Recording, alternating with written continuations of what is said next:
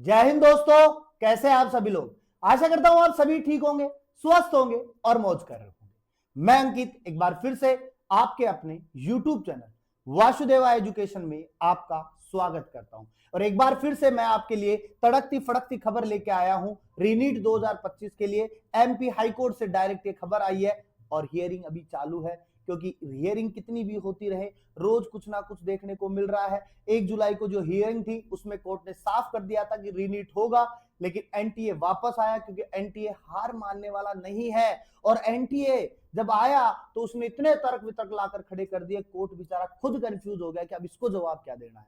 और इन जवाबों के बीच में एक कटिंग सामने आती है अपने पास में कल की हियरिंग की, जो दैनिक भास्कर से आई है और जिसमें नीट यूजी के लिए कहा गया सुनवाई पूरी हो चुकी है लेकिन फैसला सुरक्षित है।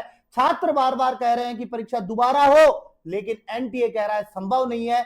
और एक चीज और याद रखो, छात्रों की तरफ से जो तर्क वितर्क करने वाले एडवोकेट है वो है मृदुल भटनागर, लेकिन मृदुल भटनागर पर तुषार मेहता एनटीए की ओर से सॉलिसिटर जनरल जो तुषार मेहता थे वो बहुत भारी पड़े, क्योंकि तुषार मेहता के तर्क वितर्क इतने भारी थे कि मृदुल भटनागर अपना पक्ष अच्छे से नहीं रख पाए। और इस आधार पर कोर्ट ने कहा कि छात्रों ने कड़ी मेहनत की है, उनसे सहानुभूति की उम्मीद है।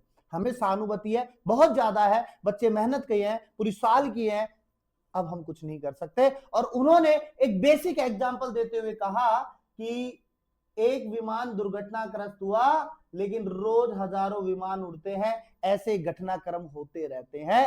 तो कोर्ट आप एक बात इतनी भी समझो कि ये सिर्फ सोची समझी साजिश के अकॉर्डिंग भी देखो आप इसको, कि इन्होंने सेंटर वहां दिए जहां पर पहले से कोई सुविधा नहीं थी। को जो प्लेन था ना उसके अंदर पहले से इतनी थी, उन्होंने कॉल वगैरह भी किए थे, ये भी आपको पता होगा। लेकिन एनटीए ने ऐसी जगह सेंटर दिए जहां पर पावर बैकअप ही नहीं था। आप उसको तो देखो, आपने सहानुभूति रख दी बच्चों के साथ में, लेकिन आप ये भी तो देखो कि जिस जगह पर सेंटर दे रहे हैं वहां पे पावर बैकअप तो हो। हमें पता है प्राकृतिक घटना हो सकती है, हमें यह भी पता है दुर्घटनाग्रस्त हो सकता है, लेकिन वहां पहले से ऐसा साधन तो हो कि ऐसा हो जाए तो ऐसे बचा जा सकता है। अच्छा समझो तुषार मेहता क्या कह रहे हैं, उससे पहले ये समझो कि एनटीए की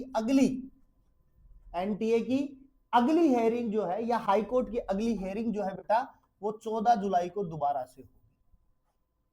यानी कि अब 14 जुलाई के लिए वेट करो। तो आपको दामिनी फिल्म का एक सीन याद आ रहा होगा, तारीख पे तारीख, तारीख पे तारीख, तारीख पे तारीख। तो एमपी हाईकोर्ट भी तारीख पे तारीख ही दिए जा रहा है। बच्चों के फ्यूचर का बिल्कुल फिक्र नहीं है, ना एनटीए को लग रहा ना एमपी हाईकोर्ट को लग रहा, क्योंकि 2025 की काउंसलिंग पीछे लेट चल रही है और ये मान के चलो जो काउंसलिंग है वो अगस्त में जाकर गिरेगी, क्योंकि 14 जुलाई तो हियरिंग है, उसके बाद में कहीं ज्यादा उसके आगे जाकर कुछ होगा। 1 जुलाई की बात करें तो 1 जुलाई को जो हियरिंग हुई थी उसके अंदर क्या कहा था एमपी हाई कोर्ट ने कि हाँ रीनीट होगा, बच्चों का दोबारा से नीट होगा, लेकिन इसके ऊपर फिर से कोई चर्चा नहीं की गई। अब ये मुद्दा है क्या, तुषार मेहता का क्या कहना है तो वो समझो। तुषार मेहता ने कहा कि वहां पर इतनी लाइट तो थी कि बच्चा देख सकता था, यानी उन्होंने डायरेक्ट सनलाइट की बात की है, उन्होंने डायरेक्ट सनलाइट की बात की है कि वहां पर सनलाइट थी तो बच्चा देख सकता था। लेकिन याद हो तो उसकी कटिंग हमने बनाई थी, उसकी कटिंग हमने वीडियो में डाली थी, उसमें जो न्यूज थी उसमें साफ लिखा हुआ था अंधकार छा चुका था, और अंधेरा जब छाता है तो सनलाइट भी काम नहीं करती है। दूसरी बात समझो, वो कह रहे हैं कि 22.9 लाख विद्यार्थियों ने एग्जाम दिया, बिल्कुल दिया, मान ली बात। उसमें से 27,000 कुछ बच्चे इंदौर में सेंटर पे थे, बिल्कुल सही बात है, और अफेक्टेड केवल 75 बच्चे हुए।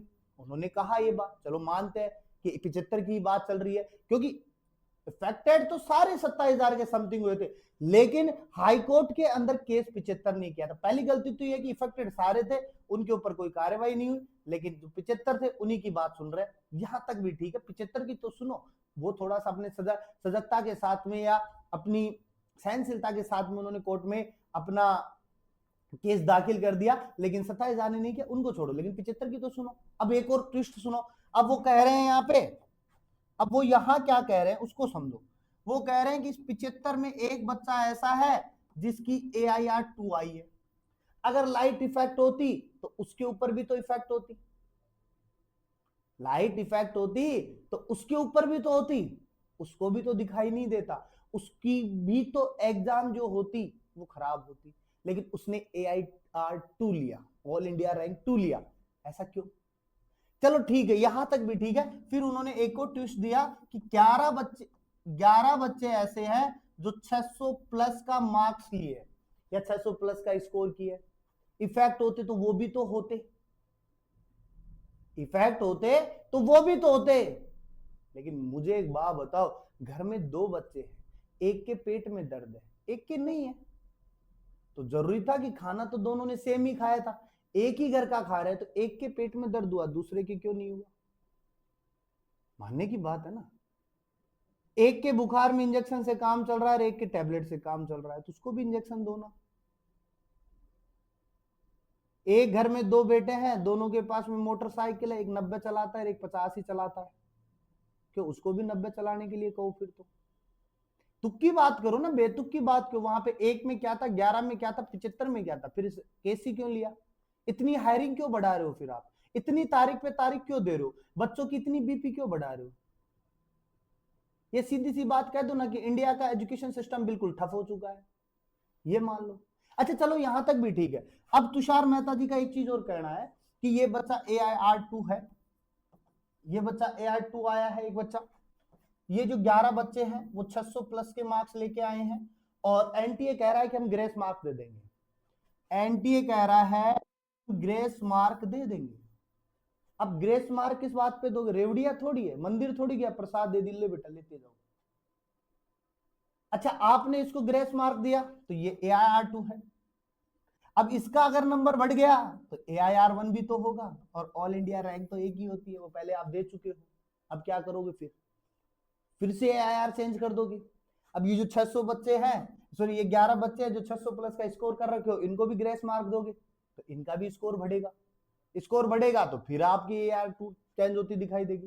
तो तुषार मेहता जी ने बढ़िया बढ़िया विकल्प रख दिए, लेकिन बात ये समझ में नहीं आती है कि ये सारी चीजें आप बता रहे हो, आप वहां जनरेटर, अच्छा एक चीज और, लाइट के साथ, सनलाइट के साथ में उन्होंने जनरेटर भी बताया है कि वहां पर डीजल जनरेटर भी था, और वो डीजल जनरेटर था तो लाइट का मुद्दा कहां से उठ रहा है बार बार? डीजल जनरेटर होने के बाद भी लाइट नहीं थी, चलो ठीक है। फिर कोर्ट ने कहा कि हमें सीसीटीवी फुटेज दे दो आप वहां की, हम देख ले क्या था क्या नहीं था, तो फिर कह रहे कि लाइट ही चली गई थी, लाइट ही चली गई थी तो सीसीटीवी फुटेज कहां? तो सीधी बात है कि जनरेटर तो फिर उसका लोड ही नहीं उठाता होगा कैमरे का, या सीधी बात है सीसीटीवी फुटेज का संपर्क जनरेटर से नहीं कर रखा होगा उन्होंने। तो ऐसी बहुत सी बातें हैं जहां टिकी हुई है, और अब वापस से इस कहानी को ला करके टेक दिया है 14 जुलाई पे। अब 14 जुलाई डिपेंड करेगी कि रीनीट होगा या नहीं होगा।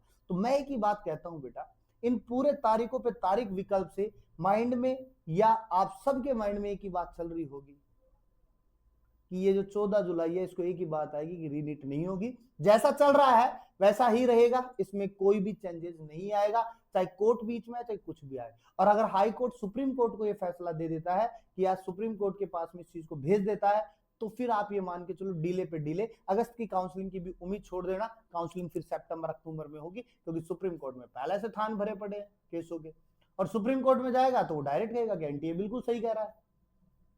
तो कहीं ना कहीं घूम फिर के वही एनटीए के पक्ष में फैसला आएगा, ना कि बच्चों के पक्ष में फैसला आएगा। पिछली बार भी एनटीए की तरफ ही झुकाव ज्यादा हुआ था, ना कि बच्चों की तरफ, और इस बार भी ये मान के चलो आप एनटीए की तरफ ही झुकाव होगा, ना कि बच्चों की तरफ। ये कह सकते हो कि हमारा एजुकेशन सिस्टम जो है इतना वीक हो चुका है कि वो बच्चों की बिल्कुल नहीं सुन सकता, केवल खुद की सुनता है। और ऐसी एक घटना मैंने कल भी वीडियो बनाया था, अगर नहीं देखा है तो लिंक डिस्क्रिप्शन में डाल दूंगा, जहां पर मानवता की पूरी हदें पार हो जाए, वहां एजुकेशन सिस्टम बैठा है। तो ये सारी चीजें बेबुनियादी है। आप 14 जुलाई की वेट करो, 14 जुलाई को मैं फिर से आपको बताऊंगा कि एनटीए का क्या फैसला आता है, और जब एनटीए का फैसला आएगा तब हम दोबारा से चर्चा करेंगे, नहीं तो आप अपनी तैयारियों में लगे रहो, 2026 की तैयारी बराबर करते रहो। मिलते हैं एक नेक्स्ट वीडियो के साथ में, तब तक के लिए आप जुड़ जाइए वासुदेव एजुकेशन के साथ में, चैनल को सब्सक्राइब कर लीजिए और बेल आइकन को दबा लीजिए।